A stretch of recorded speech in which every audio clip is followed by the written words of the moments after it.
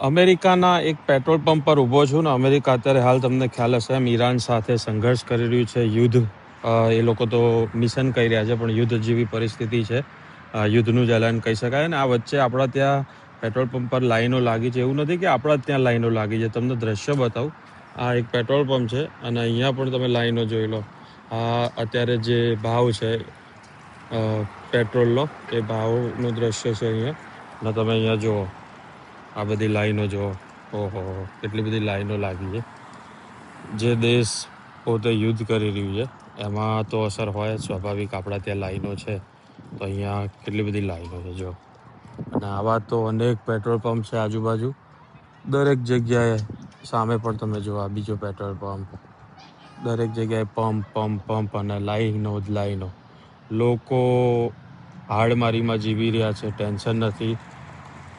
અહીંના રાષ્ટ્રપતિએ કહી દીધું છે ટેન્શન ના લેશો. થોડી લાઈનો જે લાગી છે આ બધી એ અફવા છે, બરાબર છે, ખૂટવા નહીં દઈએ પેટ્રોલ, એવું કહે છે અહીંના જે રાષ્ટ્રપતિ છે, બરાબર. અને જુઓ, ઊભું રહેવાની જગ્યા નથી. તમે આમ જાઓ ને, ખચોખચ પબ્લિકથી ભરાયેલું. અને પાછું એટલી બધી આમાં પાછી આ લોકોને આપણા જેવી તકલીફ. અહીંયા પાછા પેટ્રોલ પૂરવા લોકો ઊભાય નથી.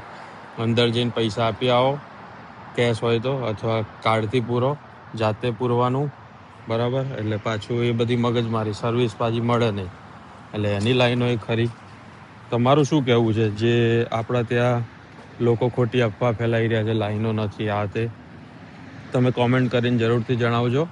અને કયા પ્રકારનો અનુભવ છે. અને અહીંયા પાછું લાઈનમાં ઊભા રહીને લોકો એવું એ કહી રહ્યા છે કે ચિંતા ના કરશો, દેશના રાષ્ટ્રપતિ પેટ્રોલ ખૂટવા નહીં દે. અને આવું બધું તો થયા કરે.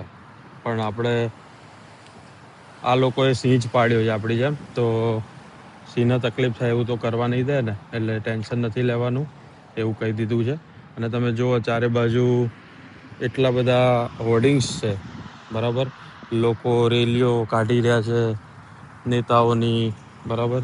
નેતાઓના હોર્ડિંગ્સ તમને તરફ દેખાયા કરશે દરેક જગ્યાએ. નાનામાં નાના સરપંચ હોય કે મુખ્યમંત્રી હોય, વડાપ્રધાન હોય, તમામના અને બધાના હોર્ડિંગ્સ. એટલે લોકોના, અહીંના દેશના લોકોને કશી પડી જ નથી કે ભાઈ કેવી રીતે જીવવું. ખાલી ને ખાલી રાજકારણમાં રચ્યા પચ્યા છે, રેલીઓમાં દોડાદોડ કરી રહ્યા છે. પછી કંઈ પડી જ નથી કે દેશનું શું થશે, શું નહીં થાય.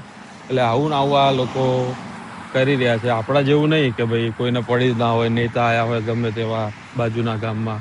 અહીંયા તો બધાને આખો દિવસ બસો ભરીને રેલીઓમાં જાય, પોતાની ગાડીનો ખર્ચા કરીને રેલીમાં જાય, બરાબર. દેશ યુદ્ધ કરી રહ્યું છે તોય તે અહીંની મીડિયાને કંઈ પડી નથી. બુદ્ધિ વગરની મીડિયા થોડો અહેવાલ બતાવે ને પછી વાર્તા પૂરી. બહુ ચર્ચાએ નહીં કરતા આવા જા. તો આપણે તો બીજાના ત્યાં યુદ્ધ થયું તો કેટલી બધી મીડિયા મચી પડી છે. આ લોકોને કંઈ પડી જ નથી. આમ સાવ, આમ તમે જુઓ ને તો સાવ તકલાદી બધું, કંઈ ખબર જ ના પડે. આવું તો કેવી રીતે પોસિબલ થાય? આવું હોવું જોઈએ. કેવો લાગ્યો તમને વિડીયો?